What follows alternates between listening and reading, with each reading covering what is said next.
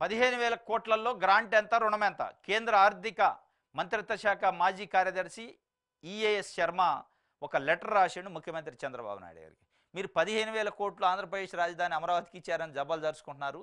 అసలు అందులో గ్రాంట్ ఎంత, అప్పు ఎంత, ఆ అప్పుకున్న కండిషన్స్ ఏంది, వాటిని పరిశీలించుకోండి జాగ్రత్తగా.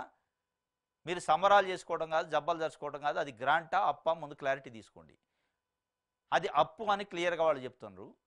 ఈయన ఆర్థిక దానికి సంబంధించి మాజీ ఆర్థిక శాఖ మంత్రి, కేంద్ర ఆర్థిక మంత్రిత్వ శాఖ కార్యదర్శిగా పనిచేసి రిటైర్డ్ అయినట్టు ఆయన ఇటీవల కేంద్ర ప్రభుత్వం ప్రకటించిన బడ్జెట్లో అమరావతి నిర్మాణానికి ప్రపంచ బ్యాంక్ సహకారంతో 15,000 కోట్లు ఇస్తున్నట్టు ఆర్థిక శాఖ మంత్రి నిర్మలా సీతారామన్ ప్రకటించడంపై కేంద్ర ఆర్థిక మంత్రిత్వ శాఖ మాజీ కార్యదర్శి ఏ శర్మ స్పందించారు. 15,000 కోట్ల సాయం ప్రకటించడం సంతోషమే, అయినా దాని వెనక ఉన్న రుణభారాలపై పునరాలోచన చేసుకోవాలని సీఎం చంద్రబాబుకు గురువారం బహిరంగ లేఖ రాశారు. వరల్డ్ బ్యాంకు ఇతర సంస్థలు భాగస్వామ్యంతో ఇచ్చే నిధులకు అదనంగా ఫైనాన్స్ కమిషన్ ద్వారా కేంద్ర ప్రభుత్వం నిధులు మంజూరు చేయాల్సి ఉంటుందని శర్మ లేఖతో ప్రస్తావించారు.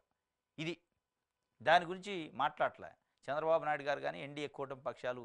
ఇచ్చిందని సంబరాలు చేసుకున్నారు, జబ్బలు జరుచుకుంటున్నారు, సంకలు ఎగరేస్తున్నారు తప్ప అసలు ఈ 15,000 కోట్ల రుణం వెనక ఉన్న మతలబ్ ఏంది, మర్మం ఏంటి, ఈ 15,000 కోట్ల రూపాయలకి రావడానికి ఎన్ని కండిషన్లు ఉన్నాయి, ఆ కండిషన్లను ఫుల్ఫిల్ చేయగలుగుతావా, అసలు ఈ 15,000 కోట్ల రూపాయలతో పాటు ఇంకేమైనా గ్రాంట్ వచ్చే అవకాశం ఉందా అనేది అవి మర్చిపోయారు. వచ్చినాయి చంద్రబాబు నాయుడు గారు ఏదో యుద్ధం చేసి తీసుకొచ్చి ఉండా మన బతికియటానికి అని చెప్తున్నారు తప్ప దాన్ని పరిశీలించుకోండి. అసలు అది గ్రాంట్ ఎంత, రుణం ఎంత, గ్రాంట్ వచ్చేదాన్ని మనం పరిశీలి చేసుకునేది ఎట్లా, అసలు ఆ రుణానికి కండిషన్లు ఏముంటాయి, కొన్ని ఎన్విరాన్మెంటల్ క్లియరెన్స్ సంబంధించి కఠినమైన కండిషన్స్ ఉంటాయట వరల్డ్ బ్యాంకు.